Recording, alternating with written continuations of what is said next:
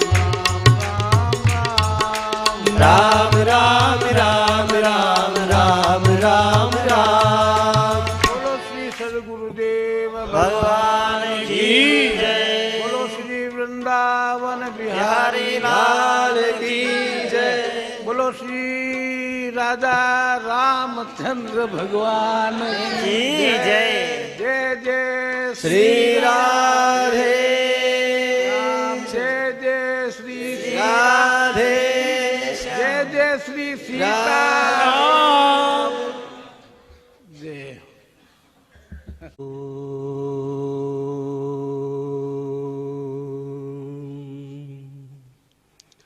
भक्तिर्भगश्च भजनम्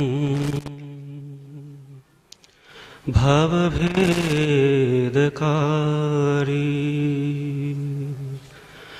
गच्छन्त्यलं सुविपुलं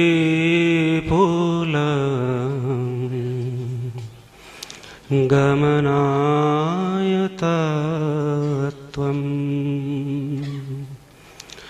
वक्त्रोद्धृतं तु हृदि मे न च भाति किञ्चित्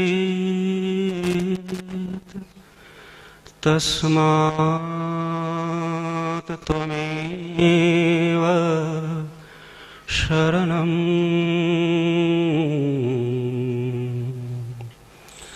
मम दीनबन्धो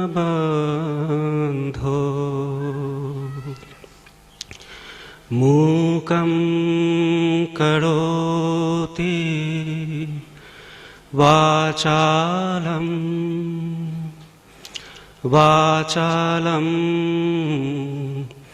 स्तब्धभाषितं यच्छक्तिस्तमहं वन्दे खण्डानन्दं गुरुं परम् यच्छक्तिस्तमहं वन्दे खण्डानन्दं गुरुं परम्।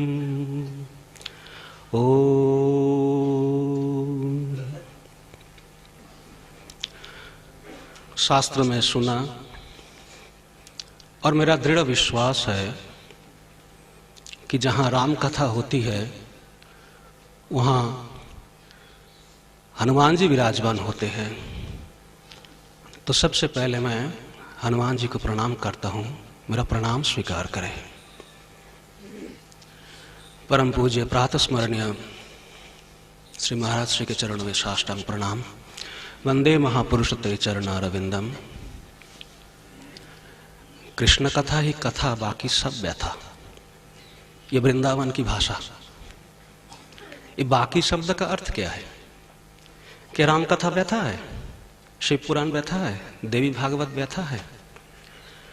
तो कहते हैं नहीं, ये बाकी शब्द का अर्थ ये है संसार की कथा जिसमें हम फंसे हैं और फंस रहे हैं, वही व्यथा। और राम कथा जो है ये तो संसार से छुड़ाने के लिए है, संपूर्ण शास्त्र का सार है। जनन मरण भय शोक विदूरम सकल निगमागम सारम पिबरे राम रसम पिबरे। राम रस पीजिए। राम रस पिलाने के लिए वक्ता तैयार है। वक्ता के साथ आपका परिचय है, परिचय करवा देता हूं। संस्कृत में वाणी को, वाक को गिरा कहते हैं, है ना? और सप्तमी एक वचन में रूप होता है गिड़ी। गिड़ी माने वाणी में रहकर स्थित्वा सम कल्याणम करोति इति गिरीशः सुखम ददाति च। जो वाणी में रह के सबको सुख देते हैं और कल्याण करते हैं, वो है गिरीश, वो है वक्ता। और जो वैष्णव महात्मा बैठे हैं वो सोच रहे होंगे कि ये रामायण तो हमारी कथा है भाई, ये 10 नामी परंपरा में ते भगवान राम, हनुमान जी, तुलसी रामायण, क्या बात है। तो समय तो हो गया, छोटी सी बात संस्मरण सुना देता हूं। हमारे ऋषिकेश में कैलाश आश्रम है, वहां आचार्य हुए हरिहर तीर्थ जी, छोटे महाराज जी, दिन भर पढ़ाते थे। और पढ़ाते पढ़ाते पढ़ाते पढ़ाते जब थक जाते तो कहते कि अरे मेरी शक्ति चली गई, हनुमान जी को बुलाओ। तो सब बैठ के हनुमान चालीसा पाठ करते थे। श्री गुरु चरण सरोज रज, बोलते ही वो रोते थे, दोनों आंखों में आंसू। हनुमान चालीसा पाठ पूरा होने के पश्चात वो कहते ठीक है पाठ शुरू करो। ये है हमारे हृदय में हनुमान जी, राम जी, इन सब का स्थान। शुद्ध परमहंसाश्रम गीतम सुख सौनक मुख पीतम पिबरे राम रसम पिबरे। राम रस पान करें। पान करने के लिए आप तैयार हो जाइए, मैं भी तैयार हूं। एक प्रार्थना है वक्ता से, पिलाने में कंजूसी ना करें। राम रसम पिबरे। आइए।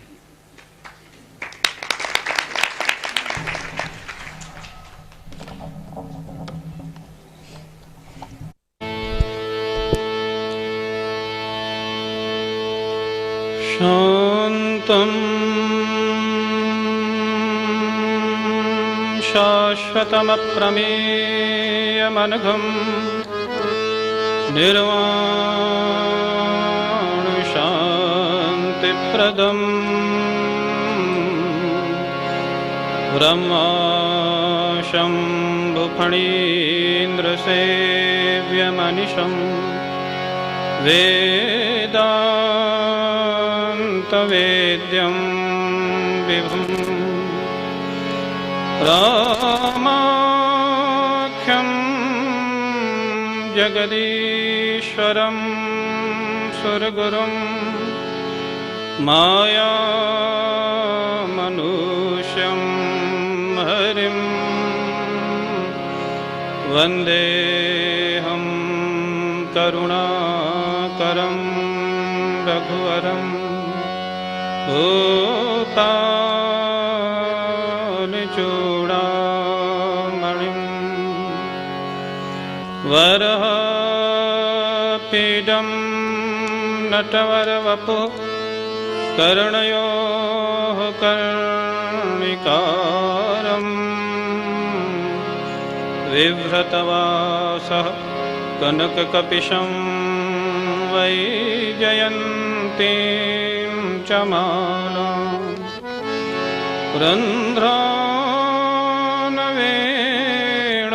रन्ध्रानवेणोरधरसुधया पूरयन् गोपवृन्दैः वृन्दारण्यं स्वपदरमणं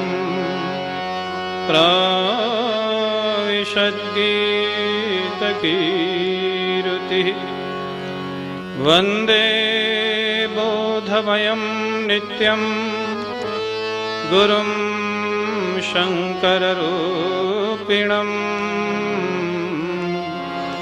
यमाश्रितो हि वक्रोऽपि चन्द्रः सर्वत्र वन्द्यते मनोजवं मारुततुल्यवेगं जितेन्द्रियं बुद्धिमतां वरिष्ठं वातात्मजं वानरयूथमुख्यं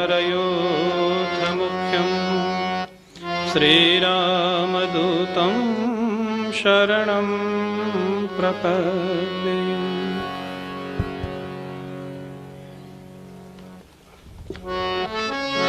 प्रारंभ में थोड़ा संकीर्तन करें।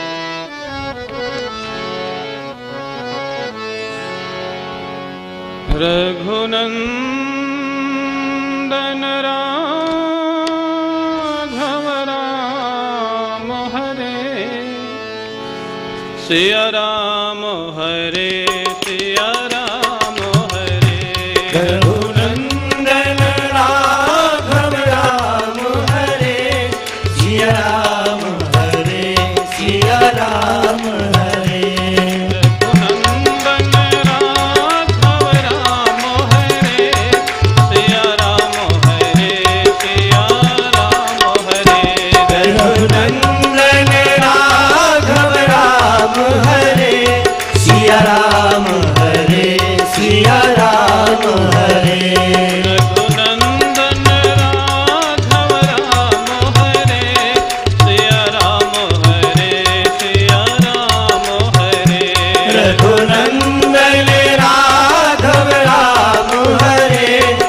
सिया राम हरे सिया राम हरे सिया राम हरे सिया राम हरे सिया राम हरे सिया राम हरे धनवा प्रथम भरत के चरणा प्रणवो प्रथम भरत के चरणा जासुनेम व्रत जाय न भरना जासुनेम व्रत जाय न वरणा राम चरण पंकज मन जासो राम चरण पंकज मन जासु लुब्ध मधुप इव तजय न पासो लुब्ध मधुपैव तजय न पास रघुनंदन राघव राम हरे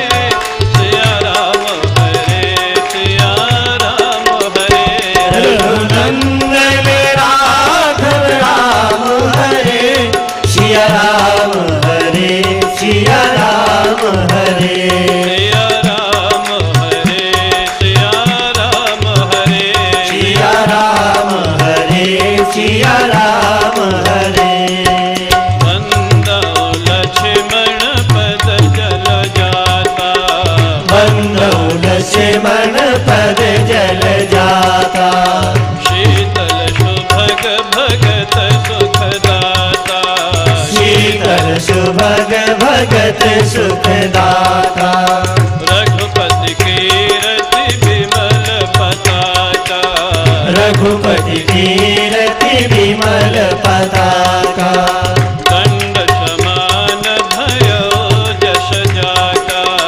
दंड समान भयो जस जाता रघुनंदन राघव राम हरे सिया राम हरे सिया राम हरे रघुनंदन राघव राम हरे सिया राम हरे सिया राम हरे सिया राम हरे सिया राम हरे सिया राम हरे सिया राम हरे रिपुसूदन पद कमल नमामि रिपुसूदन पद कमल नमामि सूर सुशील भरत अनुगामी सूर सुशील भरत अनुगामी महावीर बिनवो हनुमाना महावीर बिनवो हनुमाना राम जासु जस आप बखाना राम जासु जस आप बखाना रघुनंदन राघव राम हरे सिया राम हरे सिया राम हरे रघुनंदन राघव राम हरे सिया राम हरे सिया राम हरे सिया राम हरे सिया राम हरे सिया राम हरे सिया राम हरे जनक सुता जग जननी जानकी जनक सुता जग जननी जानकी अतिशय प्रिय करुणा निधान की अतिशय प्रिय करुणा निधान की ताके जुग पद कमल मनावो ताके जुग पद कमल बनावो जासु कृपा निर्मल मति पावो जासु कृपा निर्मल मति पावो रघुनंदन राघव राम हरे सिया राम हरे सिया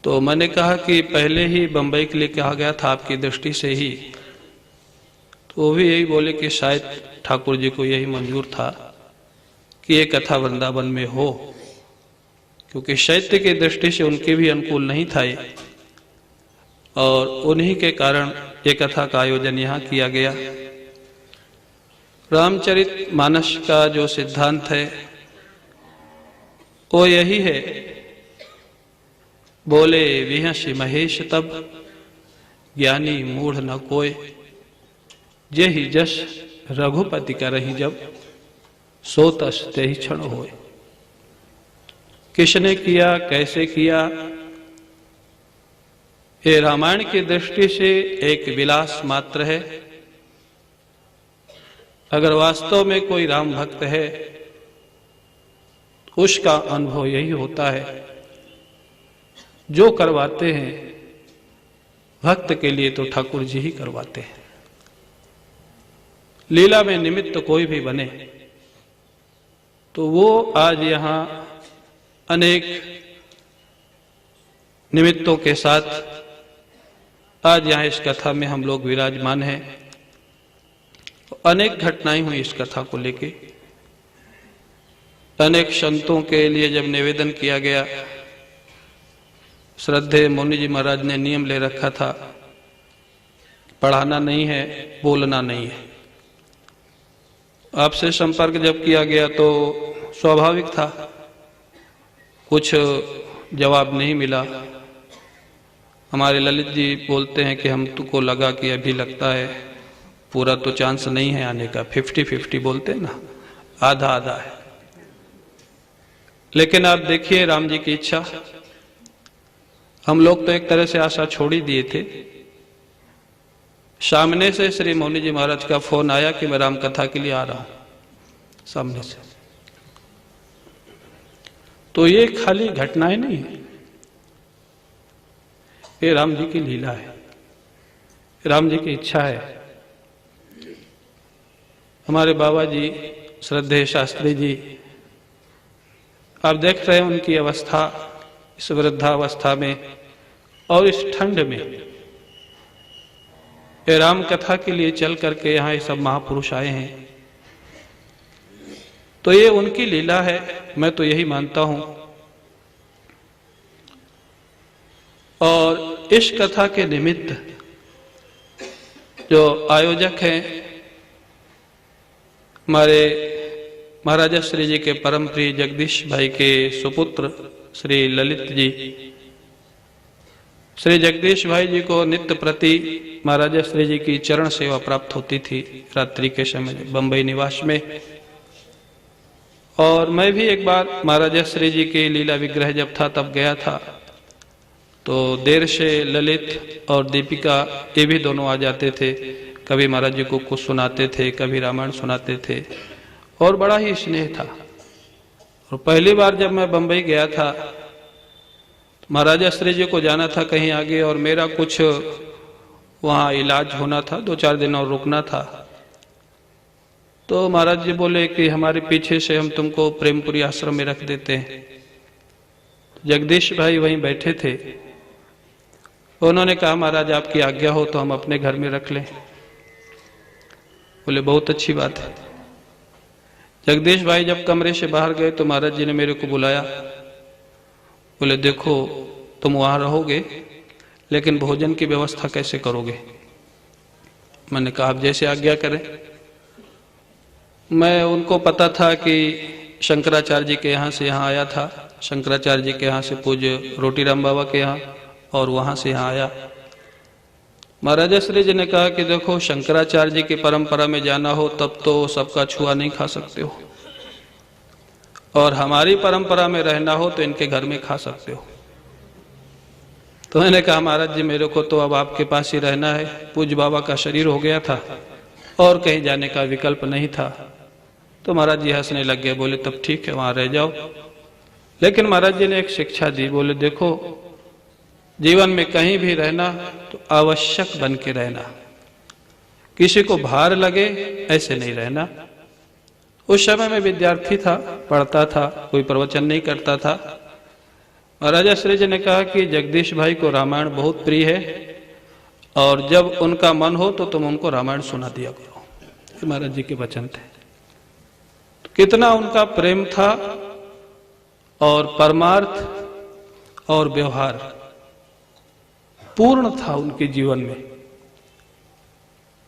अगर किसी महापुरुष में सर्वगुण देखने हैं तो हमारे पूज्य महाराजा श्री जी, जिनमें किस समय क्या करना, किसके साथ एक एक बात का उनसे कहीं भी आगे पीछे नहीं हो सकता था।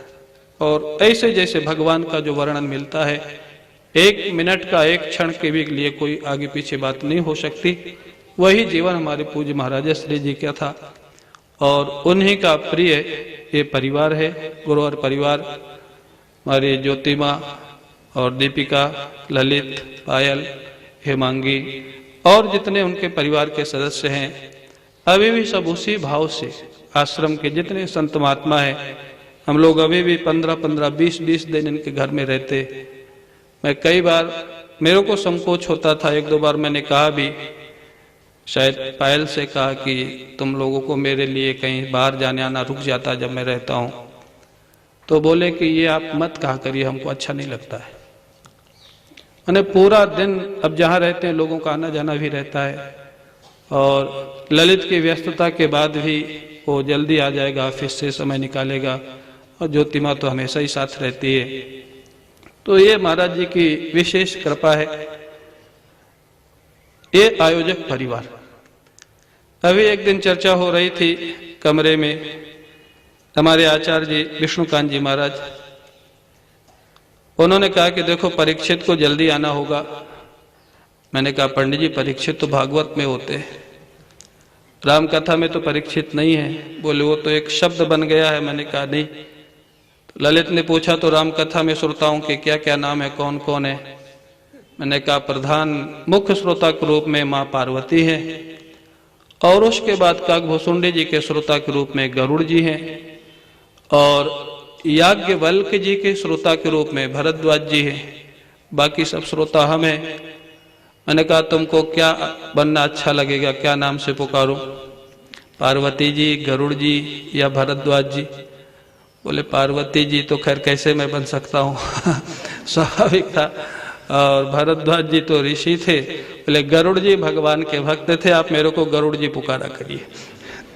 तो ये माने भाव की बात है, श्रोता वक्ता कैसे हो, जिसमें आनंद आता है।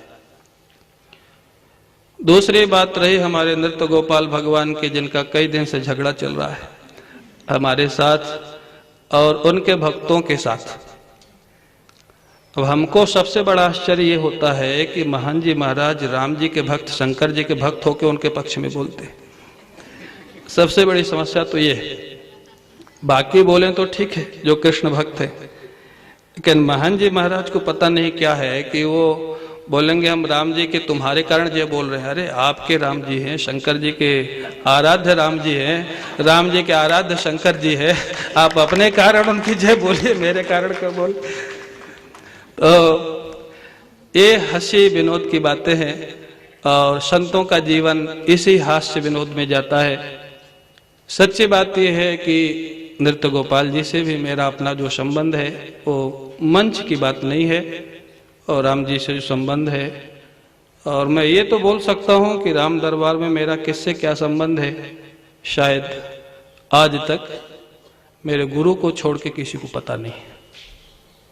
आप कहेंगे कैसे, आप तो पूजा में ठाकुर जी रखते हैं। मैं पूजा में ठाकुर जी इसलिए 4-5 रखता हूँ, लेकिन वो मैं बताता नहीं क्या संबंध है किसके साथ। ठाकुर जी के साथ भी हमारा संबंध है, वो किसी भी भाव में मान लें।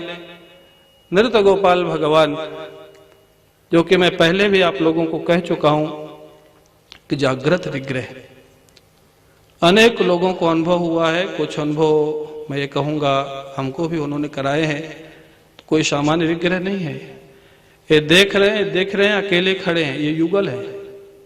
हाँ, ये आपको 2 देह 1 प्राण की जो उपासना है वृंदावन की, ये 2 देह 1 प्राण यही है।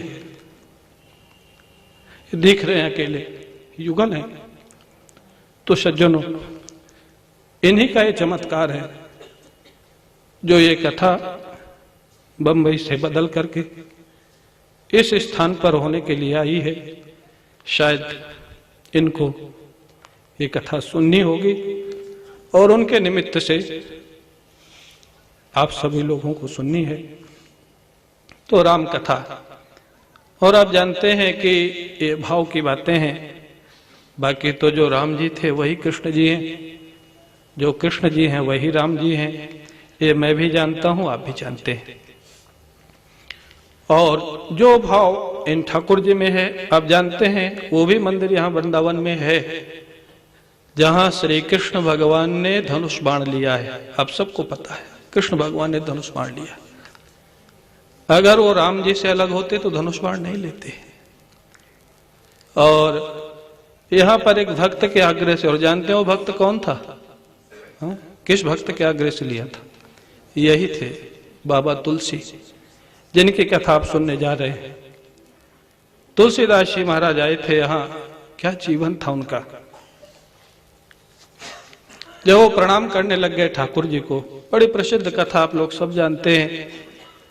और उस समय बहुत अच्छे अच्छे संत थे, आज भी संत हैं। विनोद के लिए संतों ने ही छेड़ दिया, क्या रघुनाथ जी में कोई कमी है क्या? क्या आपके ठाकुर जी में आपका काम पूरा नहीं हो रहा है क्या? आप यहां प्रणाम करने कैसे आ गए? इनको कैसे आप प्रणाम कर रहे हैं? गोस्वामी जी जानते थे कि ठाकुर जी कुछ लीला कर रहे हैं। एक बात ध्यान रखना, गोस्वामी जी की जो अनुभूति थी वो वही थी कि जो कर रहा है, जिसके माध्यम से कर रहा है, हमारे राम जी कर रहे हैं, ये उनका अनुभव था। और बार रामायण में आप लोग सुनेंगे जगह जगह उनके मुख से। गोस्वामी जी ने देखा कि शायद राम जी ही कुछ लीला करवा रहे हैं। उन्होंने ठाकुर जी से प्रार्थना की, कहा कहो छवि आज की, भले बने हो नाथ, तुलसी मस्तक तब नवे, धनुष बाण लो हाथ। बहुत सुंदर है, आप वही है मैं जानता हूं, लेकिन आज निष्ठा की बात आ पाई है प्रभु। इन भक्तों को आपको प्रमाणित करना होगा कि जो राम है वो कृष्ण है, जो कृष्ण है वो राम है। जैसे तुलसीदास जी ने प्रार्थना की, क्या है वो दोहा? कित मुरली कित चंद्रिका, किन गोपिन के साथ, अपने जन के कारणे श्री कृष्ण भये रघुनाथ। बड़ी प्रसिद्ध कथा है। और तब लोगों को पता लग गया कि जो श्री कृष्ण हैं वही रघुनाथ हैं, और जो रघुनाथ हैं वही श्री कृष्ण हैं।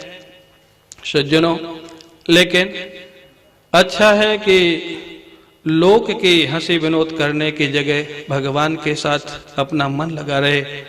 क्योंकि देवर्षि नारद ने जो भक्ति की व्याख्या की है ना, भक्ति की व्याख्या खाली माला जपना नहीं किया, ध्यान देना। भक्ति की व्याख्या केवल पाठ करना नहीं किया, भक्ति की व्याख्या केवल सेवा करना नहीं किया। देवर्षि नारद कहते हैं, तदर्पिता खिलाचारता, तद विस्मरणे परम व्याकुलता। बोले आपके जीवन की जो वृत्ति है, अच्छी वृत्ति हो खराब वृत्ति हो, आपको प्रेम आवे तो ठाकुर से करो, और झगड़ा करने का मन हो तो ठाकुर से करो। तदर्पिता खिलाचारता, वो भक्ति है। तद विस्मरणे परम व्याकुलता, क्या भगवान को झगड़ा पसंद नहीं है? आप जानते होंगे सब, जगन्नाथपुरी में जब रथ यात्रा निकलती है, ठाकुर जी की पहले स्तुति की जाती है, और स्तुति करने के बाद वो रथ में नहीं आते। अभी जब कलेवर बदलाना था, हम लोग गए थे, पूजमान जी, मैं और शायद डॉक्टर साहब थे, सेठी जी थे, और 5-6 लोग थे हम लोग।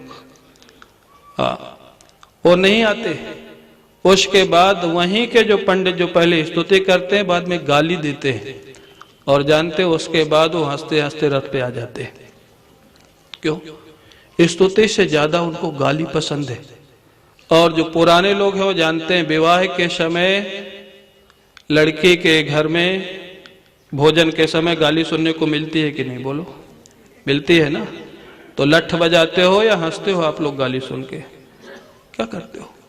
प्रेम है ना, प्रेम की गाली भी अच्छी लगती है। तो ठाकुर जी के साथ, और वहां तो एक घटना और हुई, कलेवर बदला गया था, भयंकर भीड़ थी, बड़ा प्रयास किया गया, हम लोग जा नहीं पा रहे थे। मान जी महाराज ने कहा कि जा, नहीं आते तेरे पास, अब तेरी मर्जी होगी तो तू बुला लेना, हम नहीं आते, हम तो सोते हैं। ये सच बात है। जगत गुरु जी महाराज के आश्रम में हम लोग रुके हुए थे, हम लोग सो गए सब लोग। 1 बजे जाकर के कोई व्यक्ति आया एम्बुलेंस लेकर के और बोले चलिए ठाकुर जी का दर्शन करा लाते। आप सोचिए, एम्बुलेंस के कारण हम लोग वहीं तक पहुंच गए जहां रथ खड़ा हुआ था, क्योंकि पुलिस भी नहीं रोक सकती एम्बुलेंस को, और वहां पे दर्शन दिया। तो कहने का अर्थ क्या है? भक्ति का अर्थ केवल इतना नहीं है कि आपने ठाकुर जी को सेवा कर दी, पूजा कर दी, और जब वास्तव में भक्ति आएगी ना रागानुगा, वैधि में तो ठीक है, विधि विधान ही चलेगा, रागानुगा जब भक्ति आएगी तो सब कुछ चलेगा उनसे, उसके बिना रह नहीं सकेंगे। तो सज्जनों, ये ठाकुर जी की जो लीला है, ये भगवान कृष्ण, शायद ठाकुर जी की कथा सुनना चाहते होंगे। मेरे को कई लोग कहते हैं आप राम भक्त हैं तो कृष्ण कथा क्यों करते हैं, आप राम भक्त हैं तो श्री वृंदावन में क्यों रहते हैं। और ठीक है, उनके भी जवाब मेरे पास हैं सबके। तो एक विनोद के जवाब होते हैं, एक भाव के होते हैं। विनोद में तो मैं बोल देता हूं, बोलते आप वृंदावन में क्यों रहते? मैंने कहा हमको अयोध्यापति ने भेजा है कि वृंदावन में तुम देखो कि क्या क्या गड़बड़ करते हैं, और हमको उनकी सारी रिपोर्ट, हम तो इसलिए रहते हैं और इसलिए इनकी रिपोर्ट लेते रहते। अब लोग कहते हैं कि आप फिर कृष्ण कथा क्यों करते हो? ठीक है, अब तो राम कथा भी हो रही, पहली राम कथा है, पूरी संपूर्ण तो पहली राम कथा है, इसलिए मैं संतों से तो माफी चाहूंगा। हाँ, कहीं कुछ प्रसंग आगे पीछे भी हो सकते हैं, किस दिन कितना होना चाहिए वो आवश्यक हो सकता है नहीं हो पावे। तो सज्जनों, वो कहते हैं कि आप कृष्ण कथा क्यों करते? आप वृंदावन के लोग प्राय सब जानते होंगे, यहाँ एक बड़े अच्छे महापुरुष हुए हैं जिनसे पूज्य महाराज जी का बड़ा संपर्क था, भक्त कोकिल साई। आप लोग शायद जानते होंगे कि वो भक्त थे सीताराम जी के और पूजा करते थे श्री राधा कृष्ण की। जानते क्यों करते थे? उनसे भी किसी ने पूछा, आप सीताराम जी के भक्त है तो इनकी पूजा क्यों करते? उन्होंने कहा कि हम राधा कृष्ण जी की पूजा करते हैं और इनसे आशीर्वाद मांगते हैं कि हमारे सीताराम जी अच्छे रहे। ठीक है, क्या भाव था उनका, क्या भाव था। इतने विनोद, इतने भाव ये संतों में ही आ सकते हैं। तो कहने का अर्थ क्या है? एक जीवन का स्तर होता है, इस स्तर पे जब व्यक्ति आ जाता है तो सांसारिक जो बातें हैं, सांसारिक जो राग द्वेष है, उनसे वो प्रभावित नहीं होता है। क्यों? जानता है मेरे ठाकुर जी करवा रहे हैं, वो जो करवा रहे हैं अच्छे के लिए करवा रहे हैं, कुछ भलाई के लिए करवा रहे हैं। तो सज्जनों, प्रारंभ तो कर ही दे।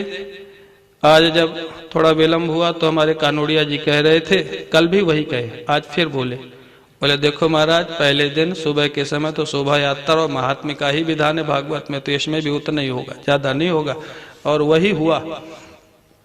तो समय तो प्रायः अपना नियम है, समय से आगे नहीं जाना, लेकिन 10 मिनट में, क्योंकि विधि जो है ना, थोड़ा इसके मंगलाचरण के जो श्लोक है उनका संक्षेप में अर्थ कर ले, उसके बाद सायंकाल कथा प्रारंभ करेंगे। बालकांड में प्रारंभ में जो श्लोक है, अब इसमें भी बड़े आश्चर्य की बात है सज्जनों, ये जो श्लोक जहां से प्रारंभ किया गया है, हमारे श्रद्धेय मौनी जी महाराज ने कहा ना कि हमारे वैष्णव संतों को लगता होगा कि 10 नामी लोग कैसे इसमें घुस गए। तो सबसे बड़ी विलक्षणता गोस्वामी तुलसीदास जी महाराज की यही है कि वैष्णव लोग मानते हैं कि वो हमारे हैं और हम लोग मानते हैं कि वो हमारे हैं। और आप एक बताइए, जिसको सब लोग अपना माने वही वास्तव में महान होता है। हमारे महाराज जी की यही स्थिति थी, वैष्णव लोग कहते थे ये हमारे हैं और शंकर संप्रदाय के लोग कहते थे हमारे हैं। कोई ऐसे शायद कोई संत होंगे शंकर संप्रदाय के जिनका वैष्णव लोग इतना आदर करते थे, श्री महाराज जी महाराज का। तो गोस्वामी जी महाराज वंदना जहां से प्रारंभ करते हैं, बुरा नहीं मानना, नारायण समारंभाम रामानंदाचार्य मध्यमाम इत्यादि से नहीं किया, वहां से भी नहीं किया, नारायण समारंभाम शंकराचार्य मध्यमाम। लेकिन जो सनातन परंपरा है, हाँ, वर्णानाम अर्थसंघानाम रसानाम छंदसामपि मंगलानाम चकर्तारो वंदे वाणी विनायको। पंचदेव उपासना में प्रारंभ में गणपति की वंदना होती है, हमारे सनातन धर्म में सरस्वती की वंदना होती है। हाँ, व्यास जी महाराज ने भी भागवत के प्रारंभ में सरस्वती की वंदना की, उसके बाद प्रारंभ किया। तो यहाँ पर गोस्वामी तुलसीदास जी महाराज सरस्वती जी की वंदना करते हैं। क्यों? वर्णों के लिए, अर्थों के लिए, रसों के लिए और छंदों के लिए। इसमें तो माँ सरस्वती की कृपा की आवश्यकता है और विघ्न न पड़े, मंगला नाम, मंगल होवे, कथा निर्विघ्न पूर्ण होवे, इसके लिए भगवान गणपति की आवश्यकता है, एक बात। और दूसरी बात, हमारी जो सनातन परंपरा है, उपक्रमोपसंहार, जहां से प्रारंभ हो वहीं पे उपसंहार हो।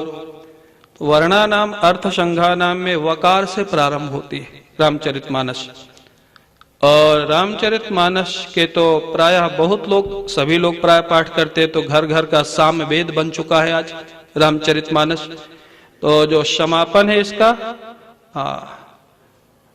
मानवाह, वहां भी वकार है, वकार से प्रारंभ होता है और वकार पे समापन होता है। और आप जानते हैं वह क्या है? वम अमृतम। जो वकार है अमृत बीज है, और यहां पर अमृत क्या है? प्रेम अमीय मंदर विरह। प्रेम रूपी जो अमृत है वो इसमें भरा हुआ है रामचरितमानस में। गोस्वामी जी ने बड़ी कुशलता के साथ ये वकार से प्रारंभ करके और वकार पे समापन करके ये भी दिग्दर्शित कर दिया।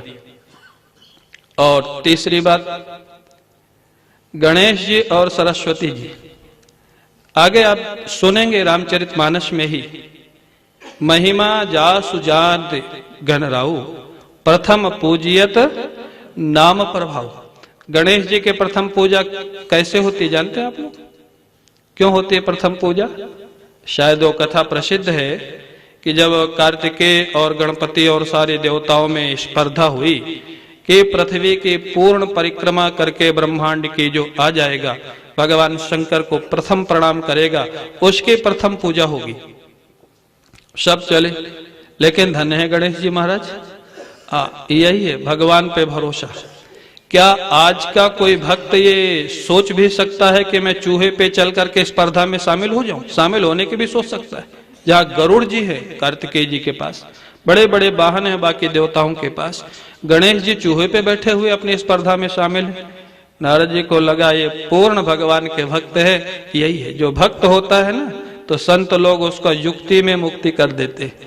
नारद जी महाराज आ गए, बोले गणेश जी कहाँ चले जा रहे हैं? अरे बोले आज प्रथम पूजा का प्रश्न है, रोकिए मत बीच में। अब चूहा कितना चलेगा? नारद जी चलते चलते बात करने लगे।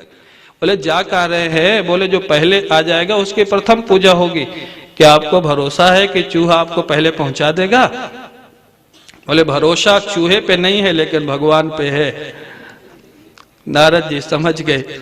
नारद जी बोले ठीक है, भगवान पे भरोसा है ना, तो भगवान ने ही भेजा है मेरे को, चूहे को रोको, मैं उपाय बताता हूँ, राम नाम लिख लो, उसकी परिक्रमा कर लो और भगवान शंकर के पास जाके कह दो कि मैंने ब्रह्मांड की परिक्रमा कर ली। क्या वो मान लेंगे? बोले क्यों नहीं मानेंगे? भगवान शंकर से ज्यादा राम नाम की महिमा जानने वाला दूसरा नहीं है। राम ते अधिक राम कर नामा जहां लिखा है, भगवान राम के अंदर सारे ब्रह्मांड है, तो अगर राम जी के अंदर सारे ब्रह्मांड है तो नाम के अंदर कैसे नहीं होंगे? वो एक ब्रह्मांड की परिक्रमा है, तुम तो अगर राम नाम की परिक्रमा करोगे तो सारे ब्रह्मांडों की परिक्रमा हो जाएगी गणेश जी महाराज। और गणेश जी वो परिक्रमा करके पहुंच गए। शंकर जी मुस्कुराए, लगता है कोई मिल गया साधु इसको। शंकर जी बोले क्या हुआ? गए नहीं स्पर्धा में? बोले गया था, परिक्रमा करके आ गया। कैसे परिक्रमा करके आ गया? तुम तो वापस आ गया। बोले नहीं नहीं, नारद जी मिल गए थे। समझ गए शंकर जी। क्या हुआ फिर? बोले राम नाम लिख करके परिक्रमा की और आ गया। क्या ब्रह्मांड की परिक्रमा नहीं हुई? आप बताइए। बोले हो गई, बैठ जाओ। महिमा जासु जान गण राव, प्रथम पूजियत नाम प्रभाव। तो गणेश जी जानते। तो यहाँ पर एक महापुरुष ने यह भी लिखा है कि तुलसीदास जी महाराज बड़े कुशल हैं, सनातन परंपरा का भी निर्वाह किया, और ये दोनों राम भक्त हैं, गणेश जी महाराज भी और सरस्वती भी। हाँ, जैसे कोई वक्ता बोलना प्रारंभ करता है, सरस्वती जी आती है, और जब कोई भगवान की कथा कहता है, राम भक्ति जल बिन अनहवाए, सो श्रम जाय न कोटि उपाय। सरस्वती जी कहती, जब वो आती है और कोई भक्त भगवान का गुणगान करता है तो आनंदित हो जाती है, क्योंकि वो भी राम भक्त है।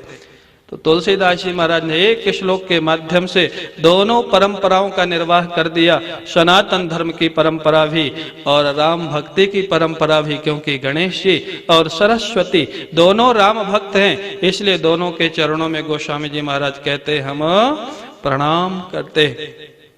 अब उसके बाद जो गोस्वामी जी के जीवन में मुख्य जिनका आशीर्वाद रहा, जिनकी कृपा से गोस्वामी जी महाराज राम जी तक पहुंचे, उनकी वंदना करते।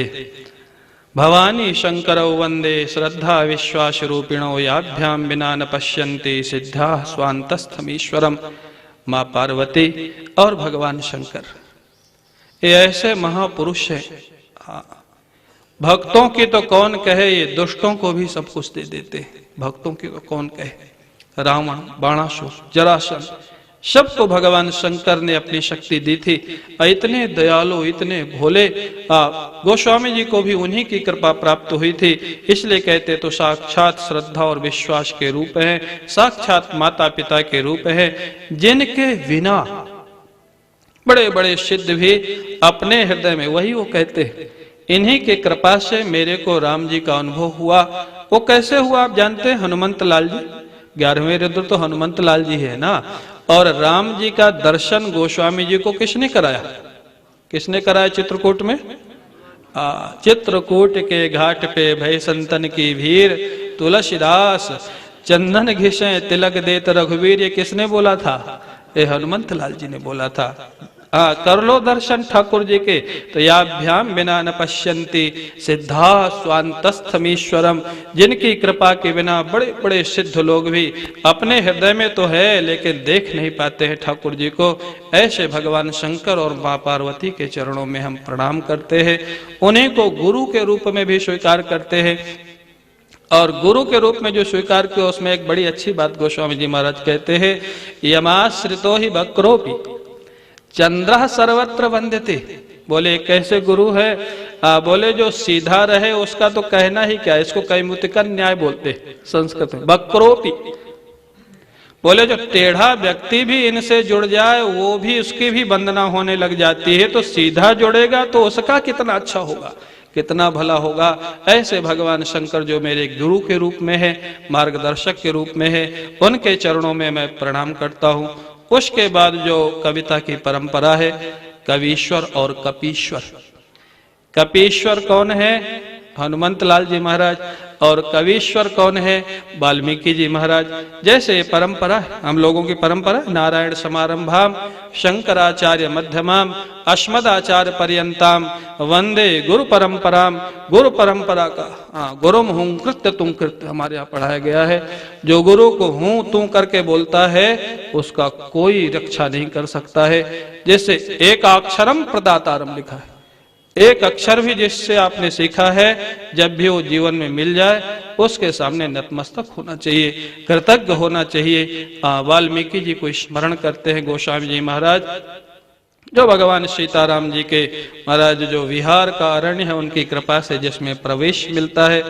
उसके बाद हमारे महाराज जी कहते हैं कि ये भी क्रम एक विलक्षण क्रम है। 2 क्रम होते हैं प्रणाम करने के। एक क्रम तो ये होता है कि बड़े से प्रारंभ किया जाता है, जैसे हम लोग बोलना प्रारंभ करते हैं तो पूज्य महाराज जी के चरणों में प्रणाम, फिर मान जी महाराज, मौनी जी महाराज, फिर सारे श्रोताओं के लिए।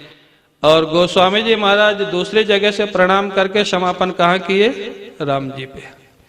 तो महाराज जी कहते थे जहां समापन करोगे वहीं तो तुम पहुंचोगे ना, अंत में पहुंचोगे कहाँ? तो गोस्वामी जी महाराज सब लोगों को प्रणाम करके फिर माँ जानकी जी को प्रणाम किए, अंत में प्रभु श्री राम को प्रणाम किए। और माँ जानकी का जो स्वरूप बताते हैं गोस्वामी जी महाराज, पूर्ण रूप का वर्णन कर दिया। जो अद्वैत सिद्धांत है, उनको आप विद्या कह ले, माया कह ले, कुछ भी कह ले, अद्वैत सिद्धांत में शक्ति के रूप में स्वीकार किया गया, माया के रूप में स्वीकार किया गया। तो भगवान श्री राम को पर ब्रह्म के रूप में निर्गुण निराकार, सगुण साकार दोनों रूप का वर्णन, और मां जानकी का भी निर्गुण निराकार, सगुण साकार दोनों रूप का वर्णन है। यही गोस्वामी जी महाराज की विलक्षणता है। गोस्वामी जी महाराज कहते उद्भव स्थित संहार कारिणीम क्लेश हारिणीम सर्वश्रेयस्करीम सीताम नतोहम राम वल्लभाम। क्या करती हैं मां जानकी? बोले भ्रुकुटी विलास। जिनके भ्रुकुटी से सारी सृष्टि हो जाती है, जिनकी शक्ति से इसका पालन हो रहा है, शक्ति ही तो है, ब्रह्मा जी में शक्ति ही तो है, विष्णु भगवान में शक्ति ही तो है, भगवान शंकर में शक्ति ही तो है। अगर शक्ति निकाल दिया जाए तो क्या बचेगा?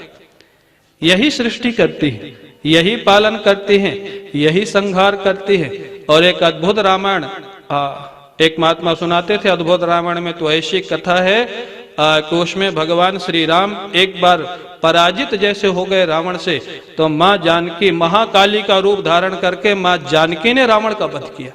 यही संघार अद्भुत रामायण कहते, रामायण सतकोटि अपार, गोस्वामी जी ने लिख दिया है। ऐसी ऐसी कथाएं। तो उद्भव स्थित संहार कारिणी। बोले ठीक है, वो तो बहुत बड़ा काम हो गया हमारे लिए, मां जानकी जी से क्या मिलेगा? बोले क्लेश हारिणी।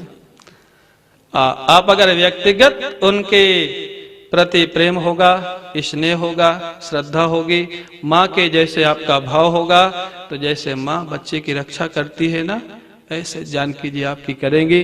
क्लेश हारिणीम सर्वश्रेयस करीम, केवल दुखों को दूर नहीं करेंगी, कल्याण प्रदान करेंगी। और वो कौन है? बोले केवल शक्ति ही नहीं है, प्रभु श्री राम की वल्लभा है, प्रिया है जानकी जी। उनके चरणों में हम सभी लोग प्रणाम करते। अंत में गोस्वामी जी महाराज कहते, यन माया वशवर्ति विश्वमखिलम ब्रह्मादि देवासुराः यत् सत्त्वादमृषयो भाति शकलम रज्जौ यथा हेर्भ्रमः यत् पादप्लवमेकमेव हि भवाम्भोधे स्थितिर्षावताम् वंदेहम तमशेष कारण परम रामाख्यमीशम हरिम। अब ये जो संस्कृत के जो रचना की है गोस्वामी जी महाराज ने, और जो भाव रखे हैं, आगे भी यही कहा, झूठ सत्य जाहि बिनु जाने, जिम भुजंग बिनु रज्जु पहचाने। ये सारे वेदांत के दृष्टांत है, रज्जु सर्प घट पट, ये सारा वही लिख, यन माया वशवर्त विश्वमखिलम ब्रह्मादि देवासुरा, जिनकी शक्ति के वशीभूत सारे ब्रह्मा इत्यादि देवता है, सारा संसार जिनकी शक्ति के वशीभूत है। और ये जो अद्वैत सिद्धांत को यहाँ रख दिया, यत् सत्वाद अमृषैव भाति सकलम रज्जौ यथाहेर भ्रमः। ये जो महाराज अद्वैत सिद्धांत का पूर्व वर्णन गोस्वामी जी महाराज वंदना में कर रहे हैं।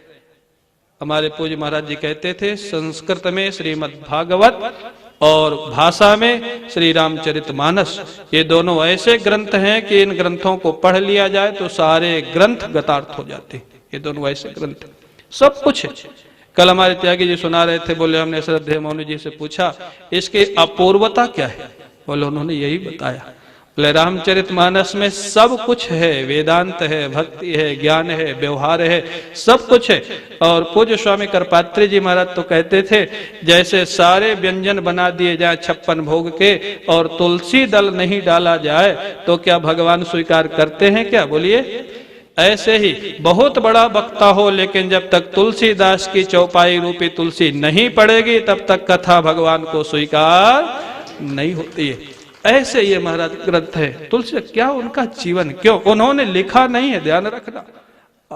आगे आप सुनेंगे, पहले वो कहते हैं कवित विवेक एक नहीं बोरे, एक भी मेरे पास विवेक नहीं है कविता करने का। लेकिन आगे जब प्रारंभ करते तो आगे वही गोस्वामी, शंभु प्रसाद सुमति ही हुलसी रामचरितमानस कवि तुलसी। कभी हुआ तो किसकी कृपा से हुआ, अपने प्रयास से नहीं हुआ।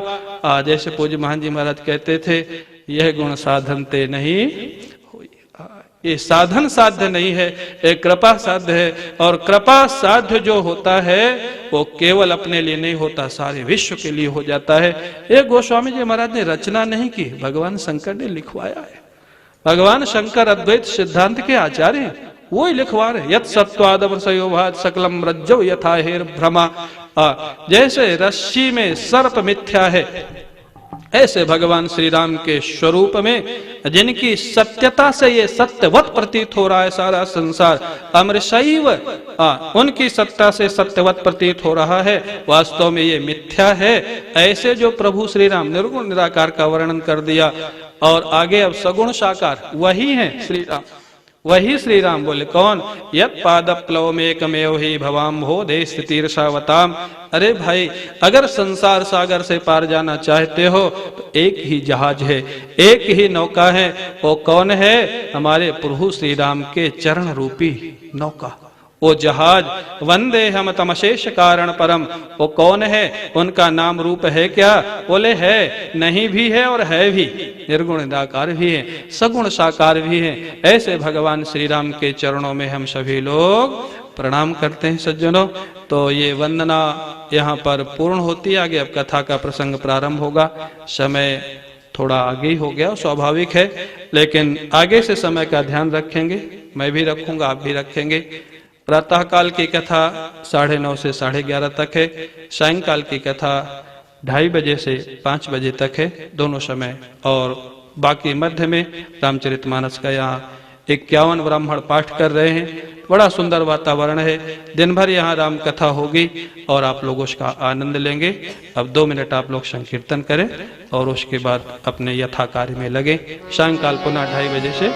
बोलिए सियावर रामचंद्र भगवान की जय, पवन सुत हनुमान की जय। नमः पार्वती पते हर हर महादेव।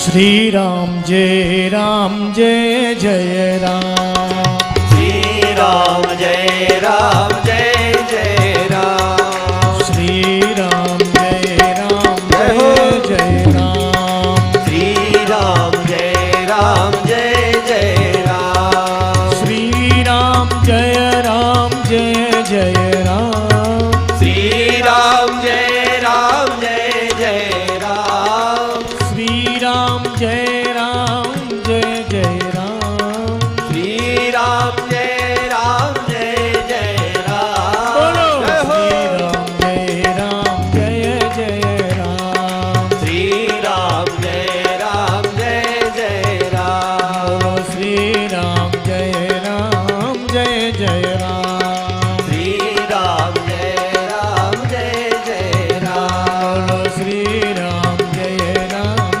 जय राम, श्री राम जय जय राम, बोलो श्री राम जय जय राम, श्री राम जय जय राम, बोलो श्री राम जय जय राम, श्री राम जय जय राम, बोलो श्री राम